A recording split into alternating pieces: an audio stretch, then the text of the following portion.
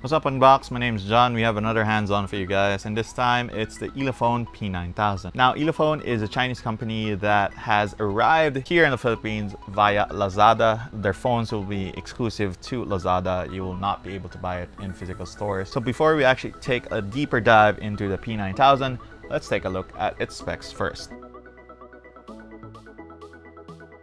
If you're familiar with OnePlus and their smartphones, the design of the Elephone P9000 will be familiar to you. Once you take a look at the back, it has a rough textured finish, kind of like the sandstone finish on the OnePlus One, which combined with the curved back allows you to hold on to the smartphone a little bit better when you're just using your single hand.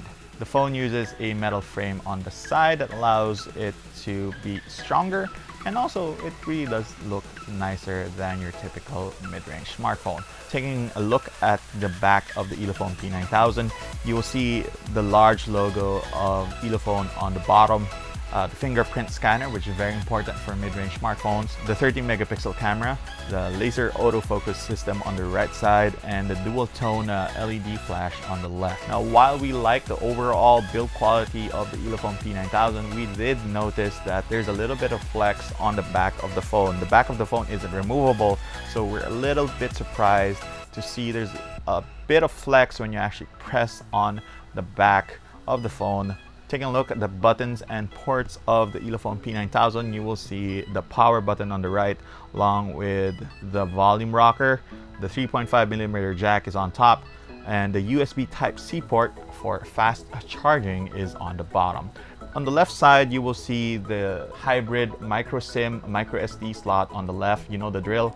You either get 2 SIM slots or a micro SD slot and a SIM slot if you want to. Now, the extra button on the left side is a customizable shortcut key that you can actually use for whatever application you want. We have ours set to quick launch the camera. Unfortunately, we can't actually use it as a hardware shutter. If you're already in the camera and you press it again, it just closes the app. The phone uses an LG-made LTPS OGS display that is 5.5 inch in size and full HD in resolution. So the screen itself is very bright, very vivid, it's very sharp, it's nice to look at, it's nice to watch movies, video clips, YouTube on the display. So it's bright enough that you can actually use it even under direct sunlight. What's nice about the Elephone P9000 is not only is it running Android Marshmallow out of the box, that's Android 6 for people who don't know.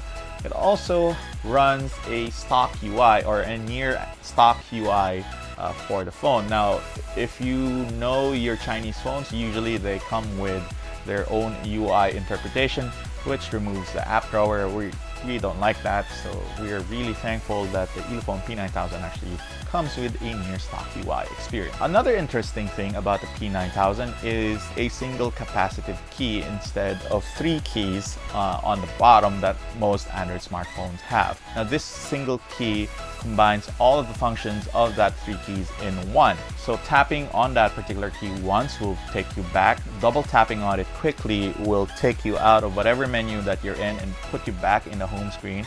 Long pressing on that one will also show you all the recent apps that you've been using. If you don't like that, you can actually turn on the traditional Android navigation keys on the screen, but we really do like that single capacitive key setup. Like most mid-range phones, the Elephone P9000 actually comes with a fingerprint scanner on the back. The fingerprint scanner works, but it's not as fast or as accurate as the offerings of Huawei, for example. It takes a little bit of work to actually make it unlock your phone. Sometimes it unlocks, sometimes it doesn't. When it actually unlocks, you really do feel that there's a input lag from the time you put your finger on the sensor until the time that the phone actually unlocks the screen. Taking a look at the specs, it's running a Helio P10 octa-core processor from MediaTek. It has 4GB of RAM, it has 32GB of internal storage. Now, the Helio P10 is an unknown for us. This is the first time we're actually handling a phone that has a P10 processor.